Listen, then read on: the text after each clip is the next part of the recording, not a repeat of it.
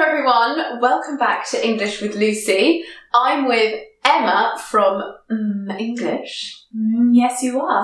Yes, I am. Today we're going to have a conversation.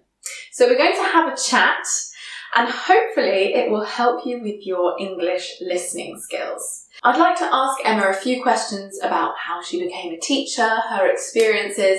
I think it's going to be really interesting because I'm genuinely interested in how you got started on YouTube and how you started teaching. I recommend that you listen to this video once without subtitles and then you watch it again with subtitles to see how much you understood. We also filmed another video about introductions, which is on Emma's channel, so make sure you watch that as well. The link will be in the description box. Alright, let's get started. Okay, so Emma, what do you do? Well, Lucy, I'm a teacher. I teach English online. So I do that through YouTube or through my website and Facebook groups and that kind of thing. So I have lots of students online. And how did you get into teaching? Because you originally did something different. Yeah, I did. I've been teaching for about 5 years now. Okay. But before that, I was a landscape architect. A landscape architect? Correct.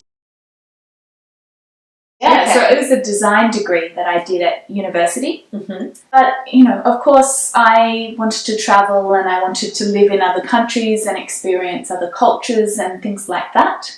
So I decided to train to be a teacher. And so did you teach in an academy or did you do private lessons? I taught in an academy there, yeah. Okay. Yeah.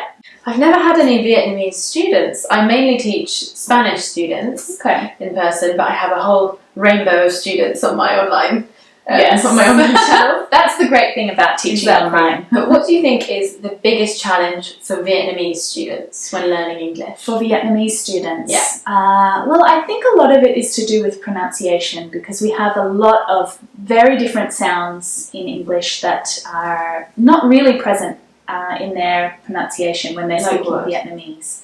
So a lot of consonant sounds, especially when they're at the end of words, you know, the TH sounds. I get a lot of comments about the TH sound. Yeah. For Spaniards, actually, for Spanish speakers, the biggest problem is the pronunciation of the vowels.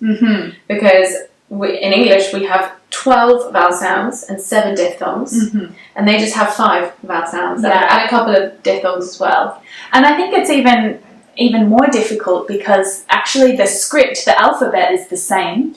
So the confusion between the letters and then the pronunciation is crazy. And of course with English not being phonetic. Absolutely, because in Spanish it is phonetic. Exactly. You can, I remember seeing read it as it is. I remember seeing children read really, really long words in Spanish, and I thought, oh my god, you guys are really geniuses. And then I realised that actually no, you just read it section by section, and the letters and the accents tell you exactly how to pronounce it, but in English it just isn't like that. Yeah. How it's written is absolutely not how it's pronounced. Yeah. And even if it's written like that, it can be, in the different words, it can be pronounced completely differently, even if it's the same. So, what do you think is the best way for students to learn how to pronounce words in English? I think I'm a really big fan of imitating other native speakers. Definitely. And I think that's great for pronunciation practice, but also for, you know, learning the intonation and the rhythm of English. Because students will listen to us when we speak and hear that our voices are kind of going up and down and up and down, and that's so important. Yeah. There's so much meaning in that for English, you know. The same sentence in a couple of different ways with different tones of voice. And it means something completely different. Completely changes it. Yeah. And that can really be confusing for students. Well, it can be confusing when you're trying to speak and get your message across, but when you're listening, you know, you miss so much information if you don't understand that. So it's really important. Another thing for me is the set phrases, like the expressions. But this is the same for learning any language. I remember when I was learning Spanish, hearing really weird phrases and you either know them or you don't. You can't just guess. Yeah. So you mean like idioms or, you know, weird phrasal verbs and you really phrasal verbs are huge. It's like insider knowledge. Yeah, you really have to work on it. So what about Spanish learners?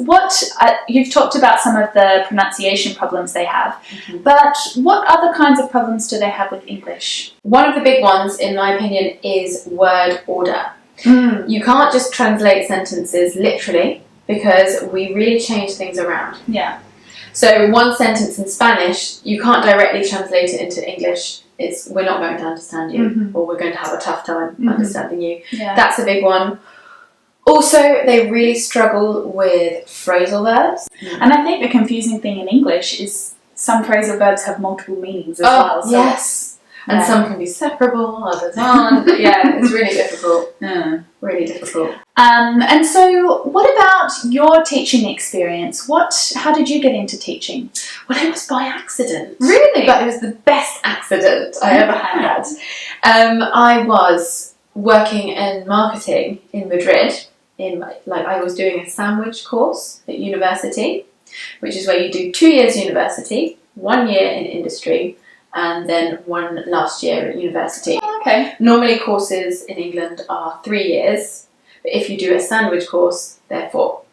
So I was going to do my year in industry in Madrid, and then the company closed.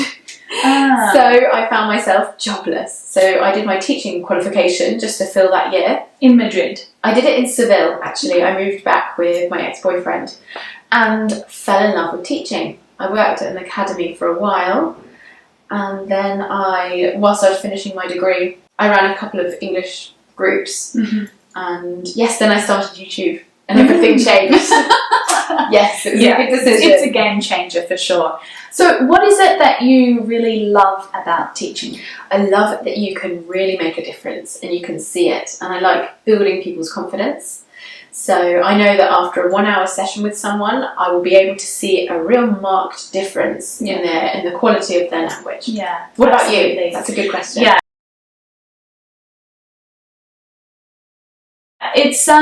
It's definitely, like, if I think about what I was doing before and I was working in an office, in a team, that was great. But what I love about teaching is how instantly you can help people and, you know, really help them to change what they're doing, understand something and start using the language differently. So I think that that's one of the really lovely things about teaching is you can really help people and make a difference. Yeah, and you can help them to open so many doors, because having an extra language can completely change your life. Yeah. If I didn't know Spanish, I wouldn't be here meeting Emma from English.